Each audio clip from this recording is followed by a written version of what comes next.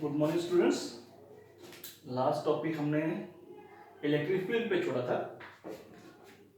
What is electric field? हमने बात किया था कि अगर हमारे पास जैसे कोई एक चार्ज है तो वो अपने सराउंडिंग में कोई चार्ज दूसरा आएगा तो उस पर कितना फोर्स लगाएगा, ये फाइंड करने के लिए हमारे पास एक टर्म होती है लगाएगा, क्योंकि ये अभी चार्ज है नहीं, पॉसिबिलिटी की अगर आएगा तो कितना लगाएगा। तो for that we have to use the term electric field. If we know the electric field, then we can find the electrostatic force acting on any charge when it will be placed in the vicinity of this charge, in the area around it, this charge. So what is electric field actually? Today's topic is electric field. It is the area around any charge. ये हमारा suppose कोई charge Q है तो इसके surrounding में area है। कितना area? जहां तक इसका इफेक्ट रहेगा, जहां तक इसका इन्फ्लुएंस रहेगा। कोई चार्ज यहां पे रखा तो उस पर फोर्स लगेगा, यहां पे रखा तो नहीं लगेगा। अगर इस बाउंड्री के अंदर अंदर कोई चार्ज है तो उस पर इसकी वजह से फोर्स लगेगा, अगर इस बाउंड्री से बाहर है तो फोर्स नहीं लगेगा। तो ये जो हमारा एरिया है around any charge up to which its influence can be detected is known as electric field of this charge. और क्योंकि हमारी जो फोर्स है उसकी रेंज इनफाइनाइट है तो हमारे पास ये जो एरिया है इलेक्ट्रिक फील्ड का that is also up to infinite.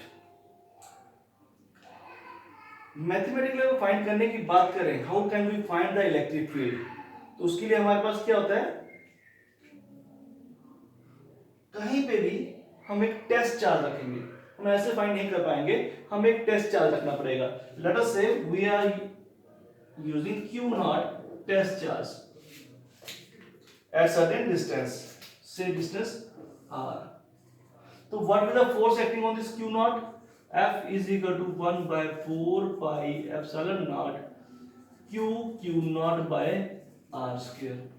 This will the force। अगर मैं मैग्नीट्यूड की बात करूं, then what will electric field?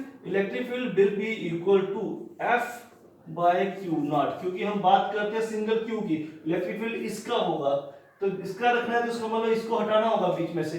Electric field में इसका कोई रोल नहीं है तो Q नॉट से डिवाइड कर दो। What we are left with, हमारे पास Q नॉट हट जाएगा, ये 1 by 4 pi epsilon naught Q by R square। ये जो टर्म है ये बन जाएगा electric field. This will be the electric field of this charge Q at point R distance from this charge। तो ये जो Q नॉट हमने यूज किया, ये Q नॉट कहलाता है test charge. Q not is a test charge. We normally use unit positive test charge. अब problem ये आती है कि मैथमेटिकली तो ये इक्वेशन ओके है, हमने क्या किया Q नॉट से डिवाइड कर दिया। Q नॉट का असर रिलेशन में, कैलकुलेशन में Q नॉट का असर नहीं है, इफेक्ट नहीं है। पर प्रैक्टिकल लाइफ में Q नॉट की मौजूदगी को हम नेग्लेक्ट नहीं कर सकते। मैथमेटिक्स हमने Q नॉट से डिवाइड कर दिया पर Q नॉट तो है मौजूद यहाँ पे, कैलकुलेशन में Q नॉट नहीं है, प्रैक्टिकली Q नॉट अवेलेबल है। तो क्या करेगा, Q नॉट अपना इलेक्ट्रिक फील्ड भी बनाएगा। अगर वो अपना इलेक्ट्रिक फील्ड भी बनाएगा तो किसी यहाँ पे पोजीशन पे, किसी पोजीशन पे हमारे पास एक इसका इलेक्ट्रिक फील्ड है, एक इसका इलेक्ट्रिक फील्ड है। That means we are having two electric fields, दो इलेक्ट्रिक फील्ड। तो फिर इसका मतलब हम बात करें सिर्फ इसका बताएं, सिर्फ इसका इलेक्ट्रिक फील्ड है, लेकिन अवेलेबल वहां पे क्या है, ड्यूल है, जो हमारे लिए प्रॉब्लम आ जाएगी, हमारे लिए कंट्राडिक्शन आ जाएगी, जो पॉसिबिलिटी नहीं है। इस जो हमारी प्रॉब्लम आ रही है इसको हटाना है तो क्या करते हैं लोग, हम टेस्ट चार्ज को छोटा बोलते हैं। We say that the test charge is very small, infinitesimally small, such that its own effect is negligible। its own effect is negligible। हम क्या कर सकते हैं, हम कह सकते हैं E will be equal to limit Q naught approach to 0 F by Q naught। तो कभी कभी हमारे पास एक क्वेश्चन भी आ जाता है कि ये जो हम limit Q not approach to 0 लिखा है, इसका क्या सिग्निफिकेंस है। तो क्लियर कट है कि इसका सिग्निफिकेंस ये है कि क्यू नॉट जो है हमारा जो टेस्ट चार्ज है जिसको हम सिर्फ टेस्ट करने के लिए रख रहे हैं उसका अपना कंट्रीब्यूशन नहीं होना चाहिए। तो इसलिए हम क्या कर रहे हैं, उसको हम इतना छोटा ले रहे हैं कि उसका अपना इफेक्ट नेग्लिजिबल हो जाए और जो हमें मिलेगी वैल्यू वो सिर्फ और सिर्फ क्यू की मिले, सोर्स चार्ज की मिले।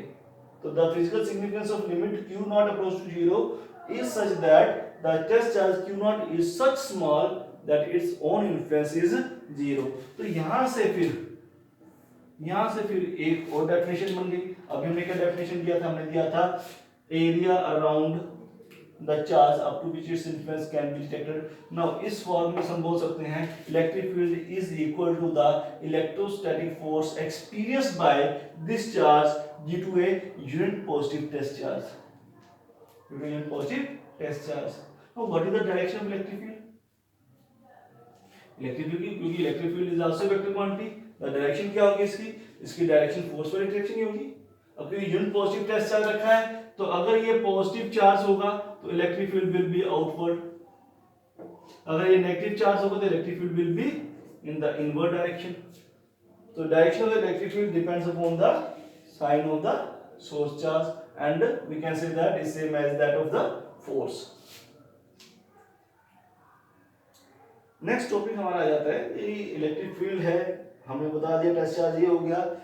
What is the dimension, SI unit and dimension, SI unit and dimensional formula of electric field. तो अगर एसआई यूनिट की बात करें तो ये हो गया न्यूटन और ये हो गया कूलम, तो ये हो गया न्यूटन पर कूलम, ऐसा यूनिट न्यूटन पर कूलम। और अगर हम डायमेंशन फॉर्मूले की बात करें तो फोर्स न्यूटन का फॉर्मूला फोर्स का M L T inverse two upon, अब चार्ज का डायमेंशन फॉर्मूला क्या हुआ, we know that I is equal to Q by T. तो Q is equal to I T, I का मतलब एम्पियर और इसका टाइम, तो ये हो गया एम्पियर टाइम।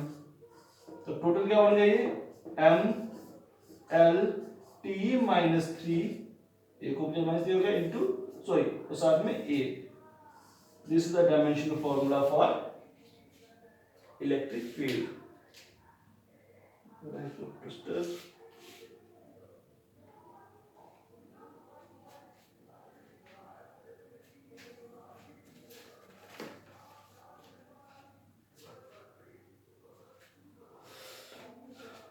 और एक छोटा सा क्वेश्चन आया था what is the physical significance of electric field. एक फिजिकल सिग्निफिकेंस हमने इसका लिमिट का पूछा और दूसरा फिजिकल सिग्निफिकेंस इलेक्ट्रिक फील्ड का बात करते हैं। तो इलेक्ट्रिक फील्ड का सिग्निफिकेंस ये है कि वो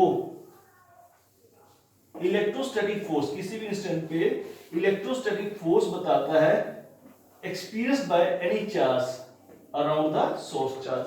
किसी चार्ज के अराउंड कोई दूसरा चार्ज आएगा तो उस पर कितना फोर्स लगेगा, that will be described by the electric field। So electric field क्या होगा, electric field gives the force F is equal to Q naught E। तो फोर्स क्या होता है, वो electric field tells about the force, electrostatic force experienced by any charge which come in the vicinity of the source charge। Now next topic is find the electric field due to a point charge. क्योंकि अभी हम general electric field की बात कर रहे थे, अब हम पार्टिकुलर केसेस की तरफ आ जाते हैं। फॉर्मूले के लिए डेरिवेशन के लिए हमें कुछ न्यूमेरिकल आएंगे तो उसके लिए हमें फॉर्मूला चाहिए और फॉर्मूले के लिए हमें डेरिवेशन करनी पड़ती है। तो let's start the electric field due to a point charge. तो पॉइंट चार्ज के इलेक्ट्रिक फील्ड फाइंड करना तो हम क्या करेंगे, let us consider a charge Q, let us consider a charge Q and a point P at distance r from the Q where electric field is to be find out। Now place the test charge Q naught at point P, therefore force experienced F is equal to 1 by 4 pi epsilon naught Q naught by r square।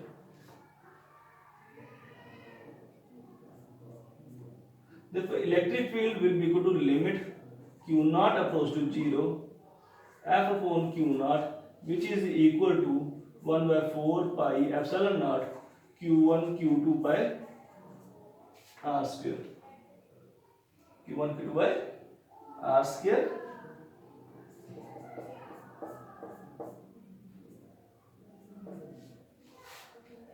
Sorry Q not तो हट गया यहाँ पे, तो Q1 bye R square, जहाँ Q by R square.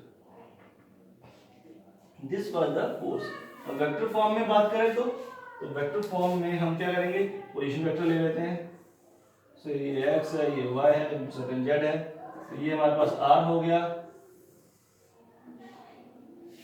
ये हो गया हमारे पास rp, और ये हो गया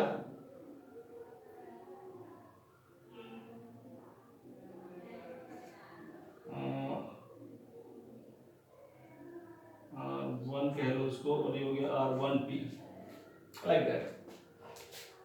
तो इलेक्ट्रिक फील्ड क्या हो जाएगा हमारे पास, E will be equal to 1 by 4 pi epsilon naught Q by, अब क्योंकि हम वेक्टर क्वांटिटी की बात कर रहे हैं तो मेन बोर्ड हटा देते हैं, R1p square R1p cap. Again हम जिस तरह से कूलम लॉ में वेक्टर फॉर्म में किया था, R1p कैप को R1p वेक्टर बनाएंगे और फिर उसको Rp माइनस R1 करके वैल्यू पुट कर लेंगे. This is the way we can find the electric field due to a point charge. And if there are more than one charge, तो हमारे पास एक से ज्यादा चार्जेस हैं, then what will be the net electric field.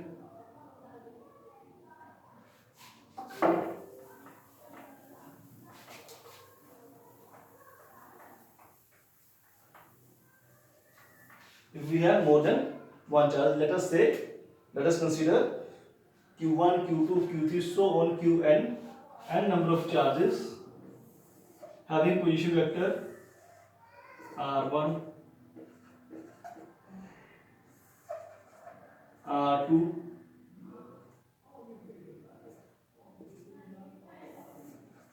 R3, so on, and Rn for Qn.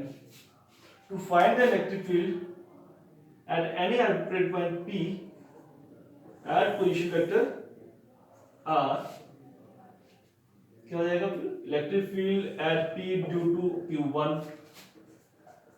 से E1 is equal to 1 by 4 pi epsilon naught Q1 by R 1p R1p square R1p cap E2 R2p 1 by 4 pi epsilon naught Q2 by R2p square R2p cap, so on En 1 by 4 pi epsilon naught Qn by Rnp square Rnp cap. The total electric field will be the sum of all vector sum of all electric fields. So we can say that EP electric field at point P is equal to sum of all these 1 by 4 pi epsilon naught common. अंदर हमारे पास आ जाएगा Q1 by R1p square R1p cap plus Q2 by R2p square R2p cap plus so on plus Qn by Rnp square Rnp cap. Summation form 1 by 4 pi epsilon naught summation I is equal to 1 1 1 2 2 2 n I is equal to 1 to n Qi upon Rip square Rip cap. This will be the resultant electric field due to all charges at point P. तो ये हमारा superposition principle भी हो गया. Electric field due to system of charges we can say that, और we can say that electric field due to number of charges at any point P. अब बात करें वेरिएशन का इलेक्ट्रिक फील्ड का with the distance, what we have got that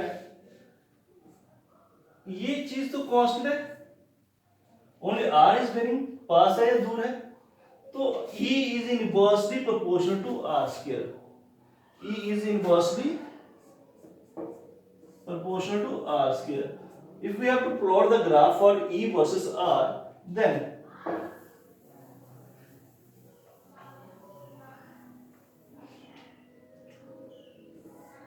इस तरफ R ले लेते हैं, इस तरफ E ले लेते हैं, तो R कम होगा तो E ज्यादा होगा. When R is 0, E is infinite. जैसे से R बढ़ता जाएगा, E क्या होता जाएगा, कम होता जाएगा, and E will be 0 when R is infinite. Hence, the graph E is inversely proportional to R square and keeps on decreasing with R square. आज के लिए इतना ही. Thank you.